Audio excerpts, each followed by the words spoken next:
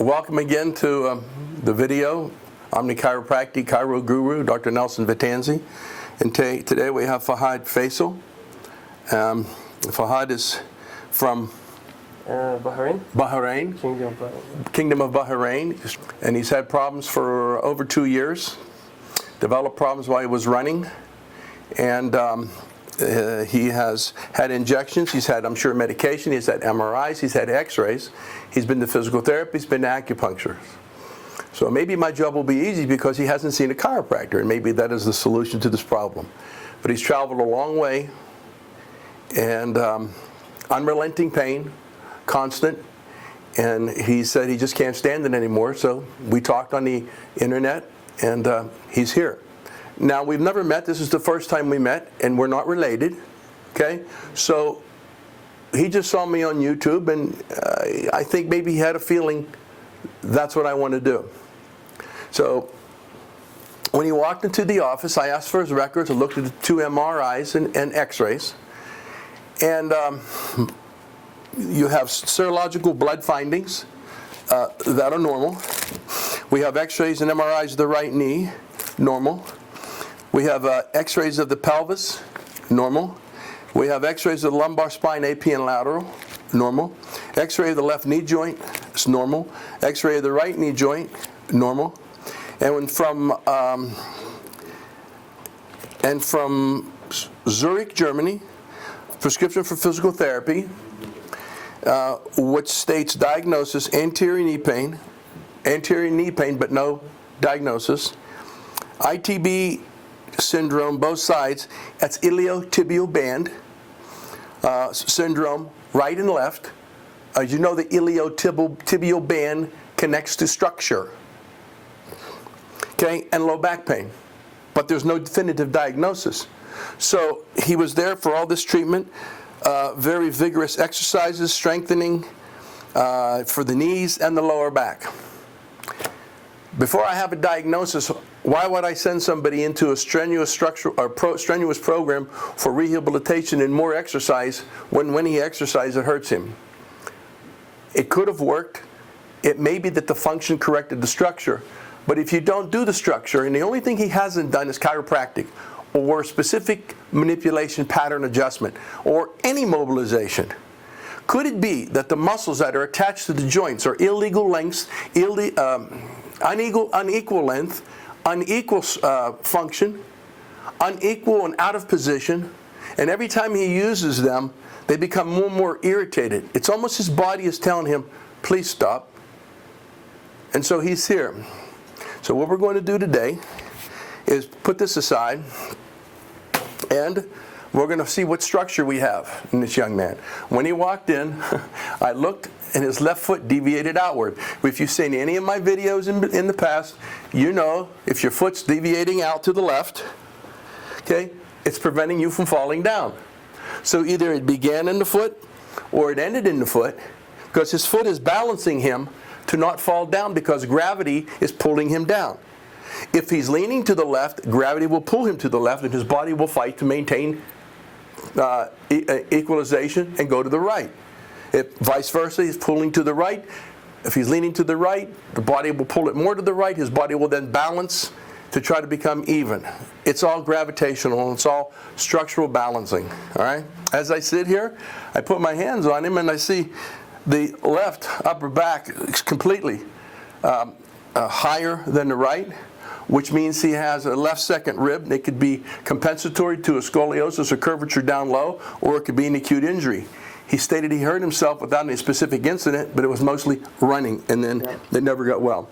Now, I need to zip this, okay?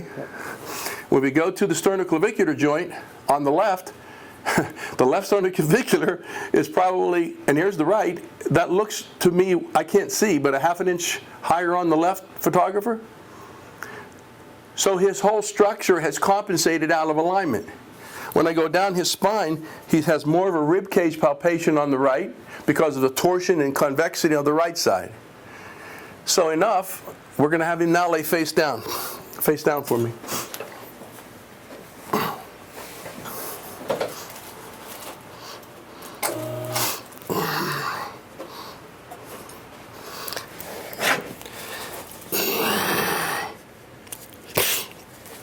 If we go to the lower extremities, you'll see that the left lower extremity is a ½ inch shorter than the right. Not a big difference, but it's a ½ inch shorter on this extremity. If we bend the legs, you will see now that the right leg gets shorter. You can actually see it change on its way down. The right leg is long. The right leg gets short. This isn't trickery or illusion, whatever, okay? This is called a positive Deerfield test, which means the problem doesn't just lie in the pelvis or the sacroiliac. There's also a complication from someplace else above the spine, which causes an unusual, non-compensatory reaction when you bend the knees in the Deerfield test. So, where is it coming from? Please turn your head to the right. Please turn your head to the left. When he turns his head to the left, the legs become even when the knees are flexed. Keep your head left. Keep them left. So when we come all the way down, bring them down, the leg lengths are even. Perfectly even. Turn your head to the right. When he turns his head to the right, again we get a left short leg. And again, we get a positive Deerfield with the right leg shortening. He doesn't complain of neck problems, but because of compensatory reaction over the last 2 years, his whole spine has changed because of something out of alignment structurally. And now it's even affected his neck, although he has minimal complaints. On your back for me. It was left rotation that caused the legs to even. So before I go any further, I'm going to correct that non-compensatory finding that causes me a non-compensatory finding down in the feet. I have to correct something that's complicating the normal compensatory reaction. Do you get headaches? Yeah. He does. He has headaches. He's hurt so much in his knee and low back that headaches weren't really an issue. How often do you get headaches? Maybe twice a week. Twice a week headaches. Are the headaches on the left side? It's located here. Right over your head. All right. So. Also neck. Also neck. Now he didn't tell me this because he says, "Doctor, I'm going to make you guess." And so I did. Now as he's laying here, interestingly enough, here's the right chest. Here's the left chest. Now you feel how strong and forward you are in this chest? Yeah. And how flat you are here. And he's probably exercising all the time to try to make it even, but it won't be even because the structure has changed, your spine is rotated, and your rib cage shift. So this is a sign, again, of scoliosis or spinal curvature. Now note this. Before I adjust him, you see this. Low ribs, high ribs. Okay? So now, when he turned his head in left rotation, when he was face down, the leg lengths evened. So I go to his skull, and you're going to find the mastoid bones.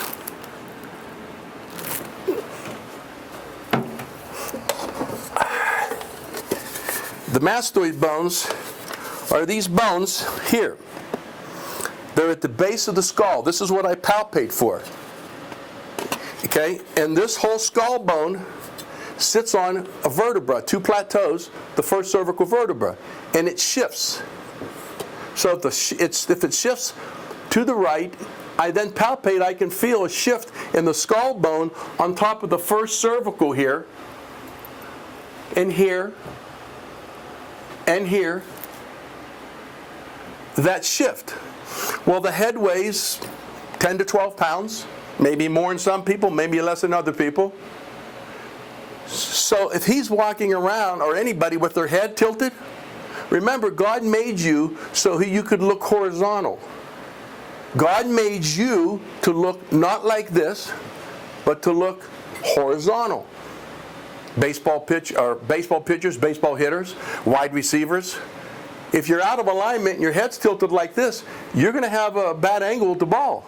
You won't be able to hit it, whether it's cricket or whatever.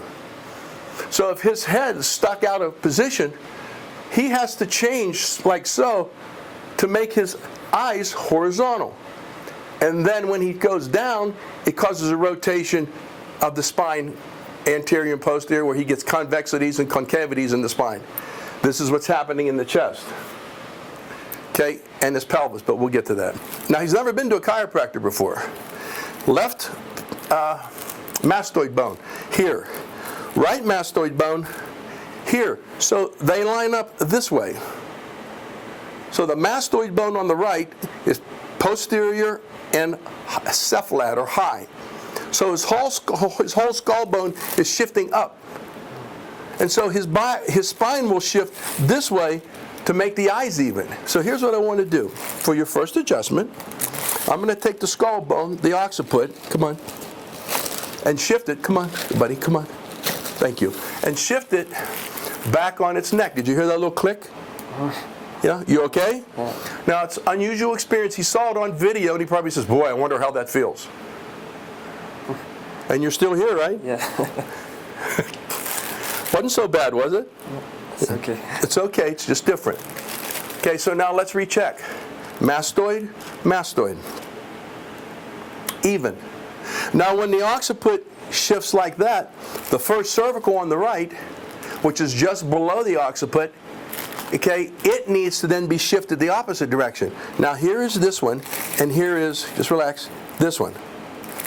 This feels wonderful, right? This doesn't feel so good, does it? Yes. So the first cervical vertebra is now shifted. Turn your head right. Okay, try to relax now. It won't hurt you. Come on, relax. Okay, now we put the first cervical back in place.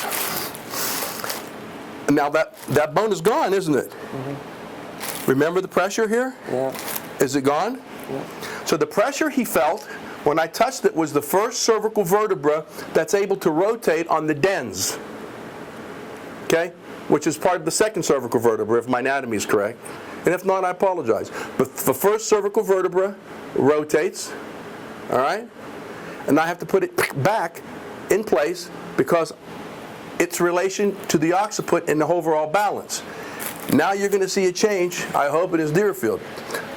Lay down for me, face down, please.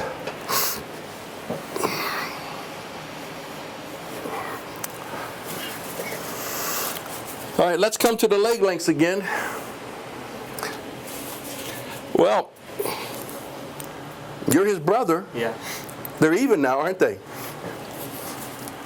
Yeah, much better than before. Much better than before. Yeah. Here's an eyewitness right here. Your name? South. South. South. This is my assistant and also his brother. All right? So now, let's do the Deerfield. Bend your knees. Now we have no shift.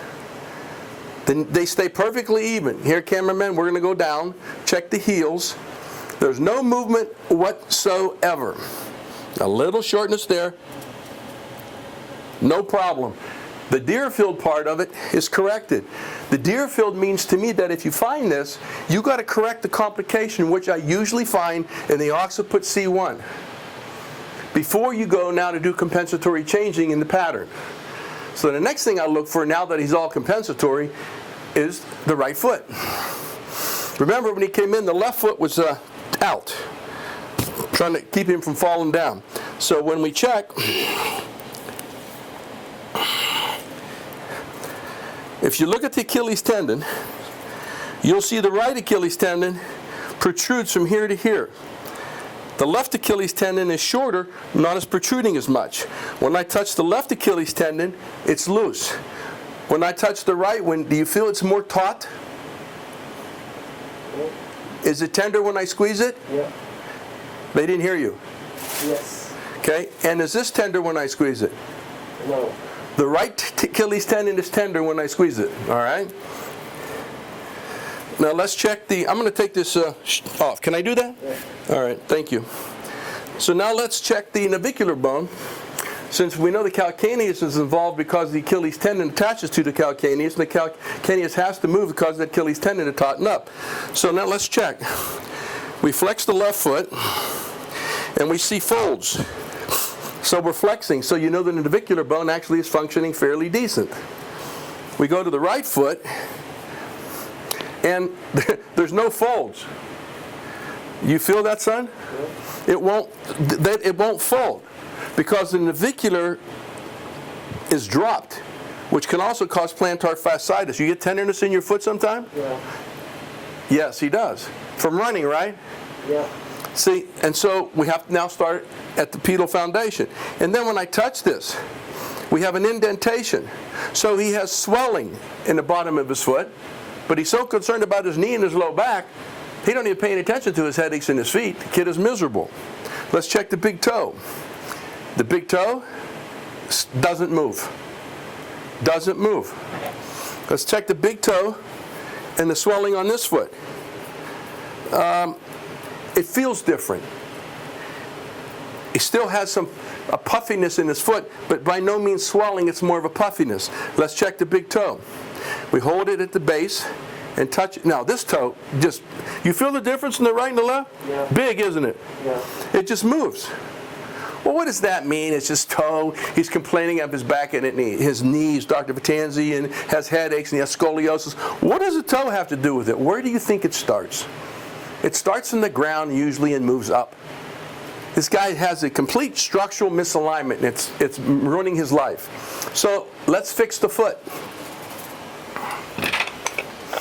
All right, so first one I'm going to go after. Now remember, this Achilles tendon, it's taut to here. You can just see it stick out. I'm flexing it, okay? I see it from here to here. So it's posterior, it's back, and it hurts, doesn't it? Yeah, don't do it again, he says. I said, okay. So let's do the navicular bone. I get him on the board and tap it. Now you'll feel immediately a shift. All of a sudden, the calcaneus comes closer to you. Okay, you feel a little shift when you hit your knuckles. And you know, you can do it a lot of different ways. But after 42 years of doing this, I found out that the way I hurt myself least is rolling it like a punch. All right. Then we get the calcaneus,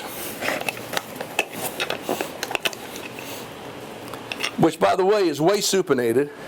You see the calcaneus is way turned in. So because of the drop navicular and the pronation of the foot, the heel turns in to compensate for the pronation.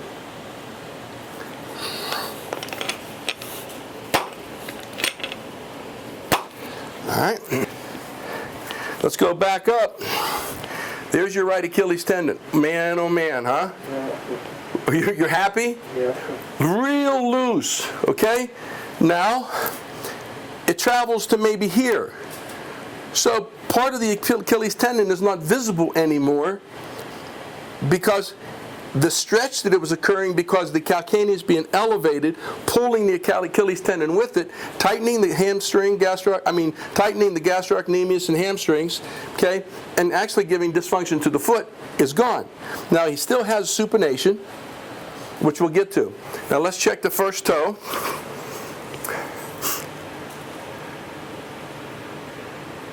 Still not right. So let's fix the first toe. Here, and open it up. Don't crunch it. That's how you break it. You separate it, bring it out. This is a lot looser, yes? Yeah, okay. Now let's check the leg lengths. Guess what? We now have a short left leg again. Uh-oh. What happened? I eliminated another complication, which was the foot dysfunction. Segmental dysfunction in the right foot. I fixed the navicular, I fixed the calcaneus, I fixed the first toe. That then actually added height to his right foot because it corrected the dropped arch. If you drop an arch and pronate, you're shorter on that side. I fixed his arch, gave him an arch because it put the navicular back in his arch, its bridge, and all of a sudden he has a longer right leg. That's wonderful. Because now we can go to the spine and fix the structure, okay? Left leg short. Positive Deerfield? No. Left leg short. Left leg short. Left leg short. Wonderful. Now I have compensation. Now let's see what I can do from here. We're going to flex the knee, and we can go all the way to his buttock.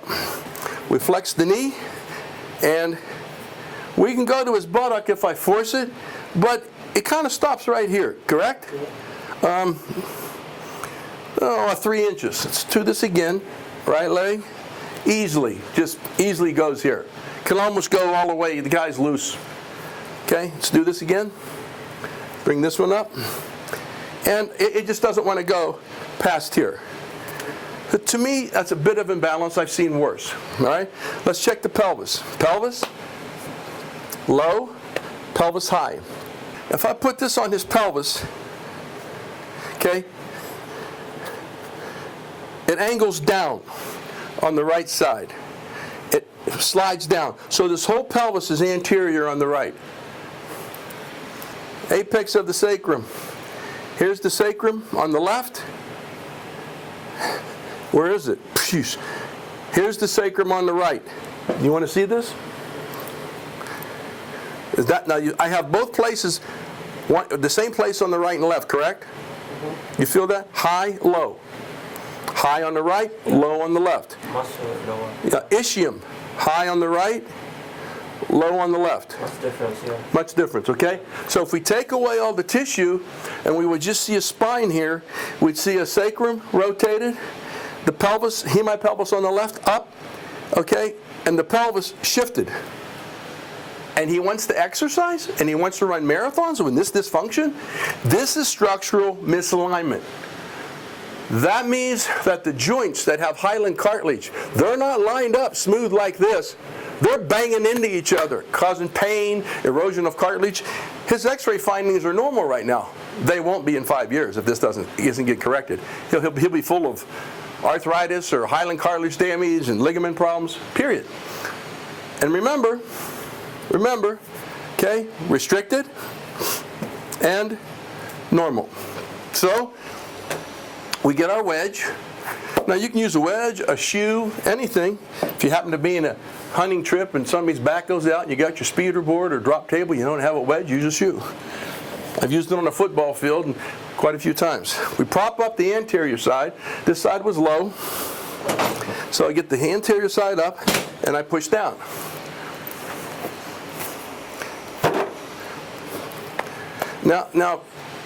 Now we have anterior, posterior. It immediately shifted. You want to see it? Yeah. Okay. Now what I do very often when I do these, if you don't have a drop table, you're also working at a disadvantage.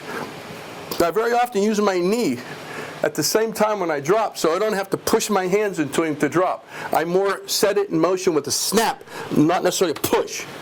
Because even though it sounds loud and looks scary when you watch it on video, it really doesn't hurt, does it? No. Okay. Okay, now next thing we'll do is do the ischium. Ischium low, ischium high. You want to feel them? Ischium here and ischium here. High, low. Yeah. Right, doctor? I feel. Okay. So we'll get the ischium, bring the ischium down, and the last one we'll do is the tailbone, and just tap it back into place. So now, let's check. Pelvis, pelvis, even. Tailbone, tailbone, even. Ischium, ischium, even. So, you can't change it right away? Of course you can. These are joints. You can change it immediately, the whole configuration. Will they hold? Some yes for a long time, some for one day. It depends on the health of the individual and how much misalignment and other factors. But let's see. By changing the pelvis and changing the origin insertion of that muscle, which changes its length, which is the quad muscle, does it increase the range of motion? Good. Oh, I'm glad that worked. You feel the difference? Yeah. Okay. This one. Then this one. Okay. It easily flops down. A small victory. So what am I doing? I'm balancing this on the way up. Okay. I have the feet, the calcaneus, the navicular, the first toe. Okay. There's a little puffiness right here behind the right knee, which could be a posterior tibia. It's not quite as puffy here, but kind of a little bit of Baker cyst. Runners get that sometime. Pelvis is even. Range of motion is normal. Let's move up your spine. May I? Yeah. All right. So now let's do some movement palpation. I put my finger on L5. Tender. Tender? Yeah. Yes. L5 is dipped in, and it's puffiness around it. And to me, it doesn't feel right. It feels painful, and it is. But understandably, with the pelvis that far out of alignment, the first vertebra above the pelvis that sits on the sacrum is the fifth lumbar. So the sacrum has been torquing the fifth lumbar. It's upset. Let's go up here. Fourth lumbar, no bad, huh? Yeah. Is that painful? A bit. A bit. Yeah. Third lumbar? Yeah, a little bit. Do what? Yeah, little bit. Little bit. Second? Yeah. Okay. Yeah, little bit. That's better? Yeah, better. Okay, so second, third, and fourth, fifth, with the fifth being the worst, less pain from the fifth, fourth, third, up to the second. All right? Right in here. It's painful all the time. Let's tap this, okay? You have muscle spasm on the right side, hard posterior muscle spasming, meaning that he has a convex curve on the right. Okay, here I can go deeper, which is a concave curve. So when the spine goes to the left, you'll have a convexity and a rotation, which makes it more protruding on the opposite side. Let's go up the spine. You'll have lower ribs, higher ribs. All right. So a fulcrum point is right at about T8, T9. Now that's kind of locked up. So the next thing I'll do is free it. Free at T8, T9. I have to get L5. Okay, L5's dipped in, which means the sacrum's kind of overlapping it. All right, so I'm going to get to the base of the sacrum and just lean. And after a couple of breaths, you'll feel the sacrum kind of, oh, there it goes. Real deep breath now.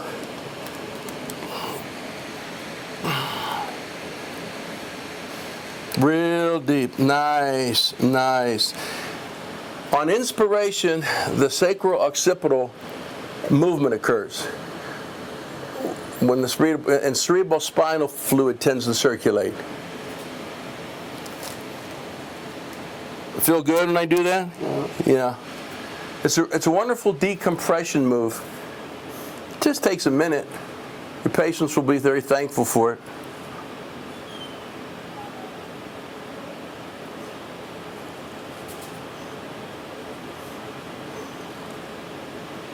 Very good.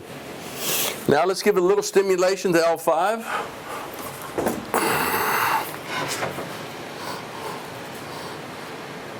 See, he's actually puffy and swollen right at L5, okay? So it's been a chronic constant irritation for him. You okay? Yeah. I want to tell L5 to wake up. So, the researchers showed 12 of these pulses are the same as an adjustment.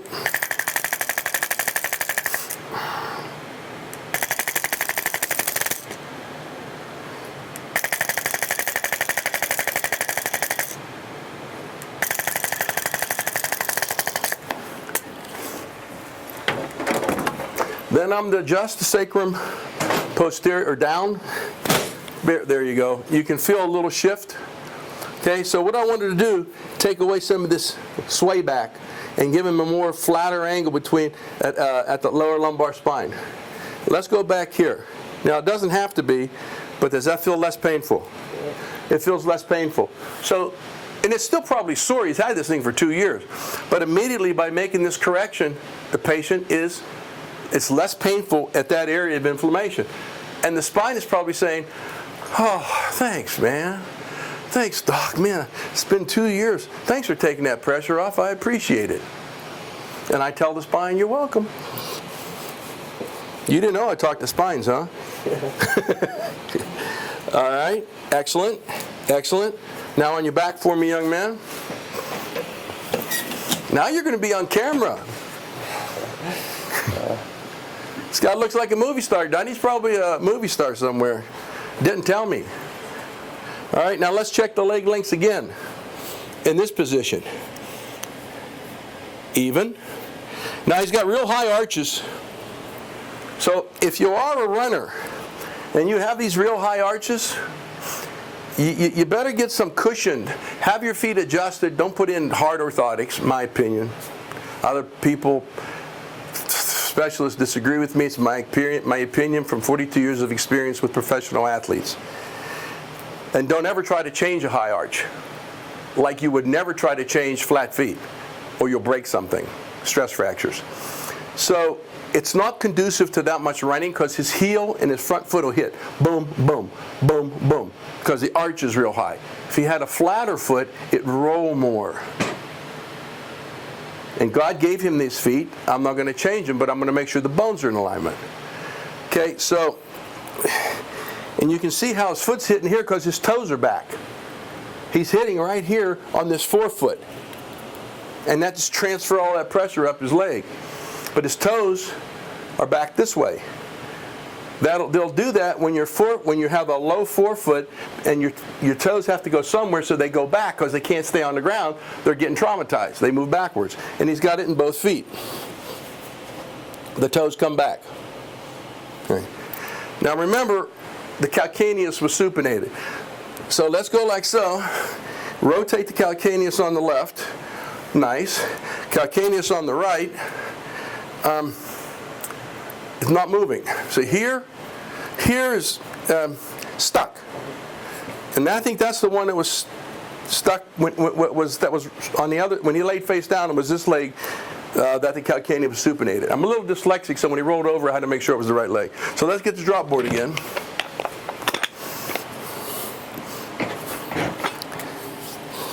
So we'll get the calcaneus, and I got you, and tap it. Now, why didn't I do this first? Because I believe the calcaneus and navicular work together. And if you do them out of order, you kind of jam each other together. What's worked for me is navicular first, then calcaneus, then talus. And all right, now,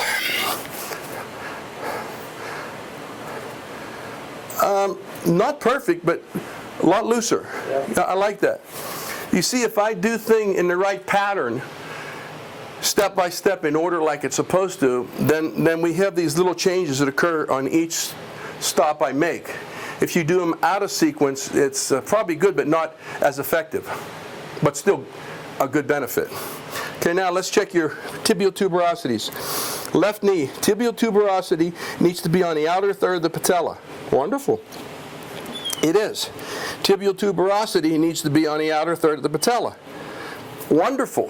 Now, this man's main problem is knees, or one of them, but his knees look wonderful as far as structural alignment. So, am I going to adjust them or try to fix them? Well, there's nothing to fix.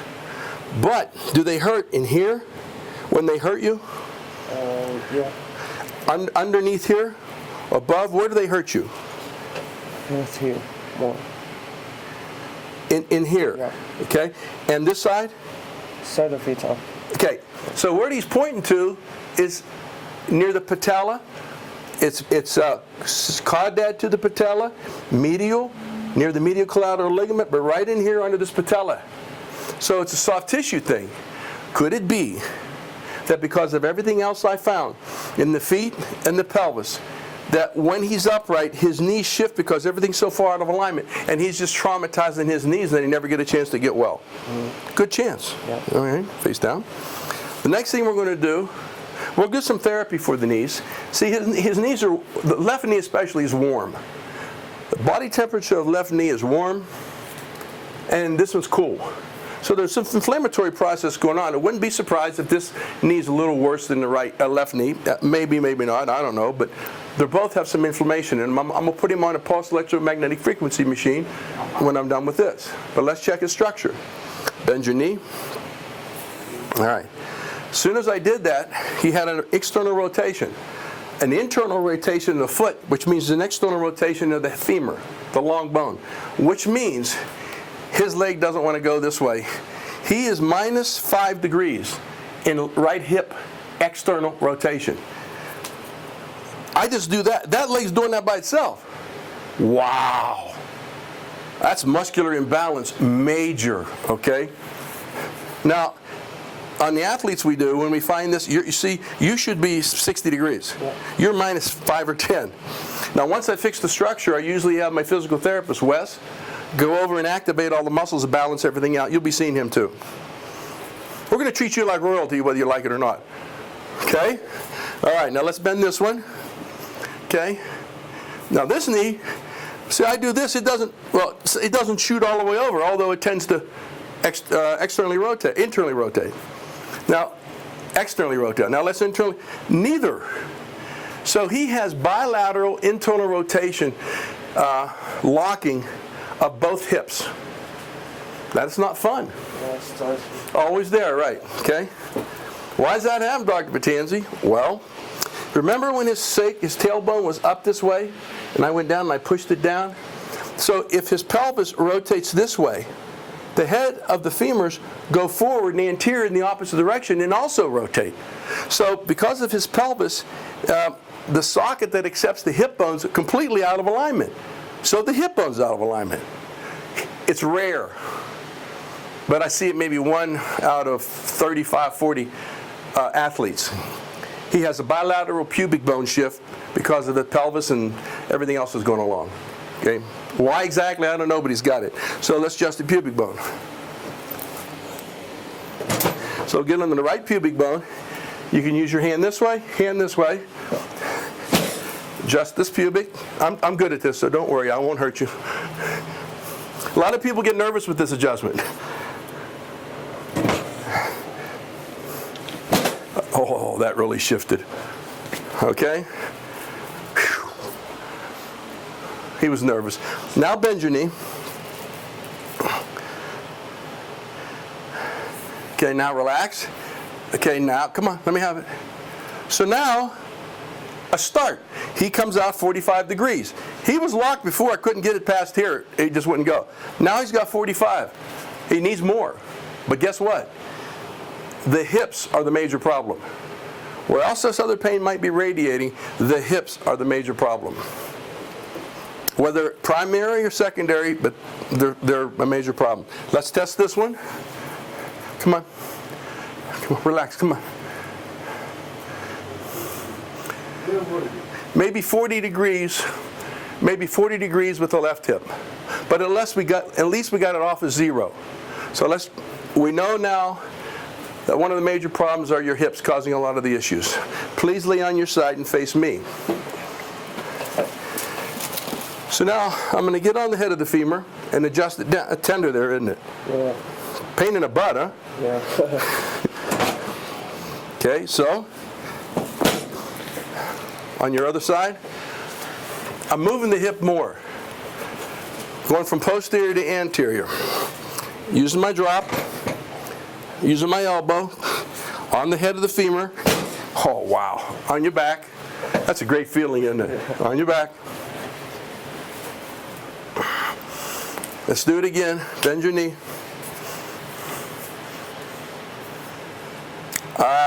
60. Better than this, huh? Yeah. We're getting somewhere.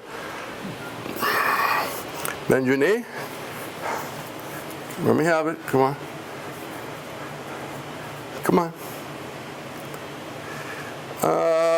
45, 50, not so much, about the same.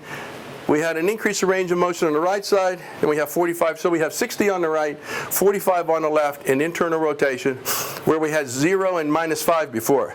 Bend your knee. Let's go external rotation. No problem with that, is there? So his external rotation is way more than normal. So there's an imbalance in the muscle structure of the hips, which Wes, my physical therapist, is going to balance out after I see him and after I do the PEMF on his knees. But the muscular imbalance is so evident. Bend this. I mean, he got 100 degrees in external rotation of the hip. Well, it's not supposed to be that way. It can be if you have 100 degrees, but you have to have 60 coming the other way. So my goal would be to increase the internal rotation of both hips, which goes along with the pelvis, low back, et cetera, et cetera. One more thing. Come on up for me. Swing your feet over. And scoot to the left. Left, your whole body, right here. Good. Remember what we saw up here? Remember when we looked at the sternoclavicular joint? It was real high on the left, remember? Left sternoclavicular joint, right sternoclavicular joint. The left was a ½ inch higher. This one. I haven't touched them. They've corrected themselves. Because these are landmarks that give you an indication that there's a spinal rotation and a rib rotation, usually in scoliosis. That the distortion causing the spinal curvature and structural misalignment is coming from someplace else. Rarely here, unless you break a clavicle or break your shoulder. But you have to figure out why this is like that. Doctor, my clavicle's high. I know, could you check it? Yeah. Let's take 8 millimeters off of your clavicle because you have an impingement syndrome. Oh yeah, let's do all these exercises. Well, that's not going to help. You got to correct all the distortions to balance him out. It's corrected. Turn your head left, 90 degrees. Turn your head right, 90 degrees. You can't ask for more than that. Up, down, beautiful. I still feel a slight, right here, second rib. So the ribs are kind of locked up on the left side. This would be the last part of this whole pattern that's happened to him. How did you do it? Here also? Here, yes. That goes along. You have pain here? Yeah. Okay. Let's see. Let's test the coracobrachialis muscle. Hold that here. On 3, I'm going to push it back. Don't let me. 1, 2, 3. No. 1, 2, 3. Painful? No. No. Okay. Let's do this one. 1, 2, 3. No. Coracobrachialis muscle, which is attributed to the coracobrachialis joint, according to Dr. Heron, is normal. Let's check the pectoralis. Arm out. I'm going to, on 3, push down. Don't let me. 1, 2, 3. No good, huh? No. Now that's the sternoclavicular joint. Pectoralis, major, clavicular. Okay, so what do? I come to the second rib. I say, hi, second rib, how are you? It says, fine, Dr. Vetanze. Is it my turn? And I said, yes, it's your turn to go back in place and be with the rest of your family, where it belongs. Okay? Now, that doesn't hurt anymore, does it? All right? Let's do your pectoralis muscle. Out. Okay? On 3. 1, 2, 3. Stronger? Yeah. Amazing, isn't it? Yeah. Okay, fine.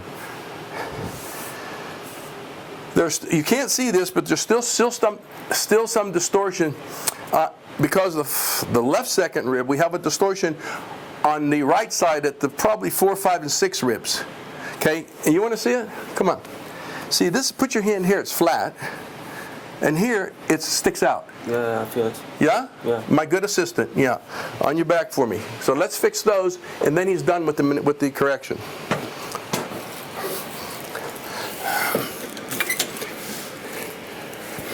Relax. Come on. 2. Yeah. Did you hear about 2 of them? Yeah. 2 ribs. Come on up. Swing over. Now you don't get too aggressive with these other ribs because remember, they're into the compensation pattern 4th, 5th, 6th, or 7th. So you don't have to bang them. You just have to allow. If you do it right, they'll go in real easy. Hey, let me keep adjusting that and get it. I hadn't got that yet. Whoa, whoa, whoa, whoa, whoa. That's because the body's telling you don't do it. It should be very. Is anything hard here what we did today? No. It went like bada. All right. Even, strong. Stand up for me, young man. Close your eyes and just kind of feel how you're comfortable. See if you're comfortable. All right. Can't feel better. Come over here so the camera can see you. Hey, boy, my carpet's. Oh, it's probably catching all the air. All right. Yeah. Feel good? Yep. Okay, stand. Now, before he came in, there was an irregularity in his left foot flaring out. His left foot was like this, and it was back. Move his leg back. Okay, and this out. That's how it looked. I'm like, this isn't right, because his pelvis is forcing his legs out. Okay, close your eyes and just get comfortable again. Now, before, he was comfortable like this. Now I tried to put his leg back there. He didn't even want to let me. He goes, no, it wants to stay here because it feels balanced, you see? So now this young man from Bahrain is balanced, and I think we made a good first step. Yeah. Thank you. You're welcome. Just, I want to thank Dr. Nelson, and it's a pleasure to meet you.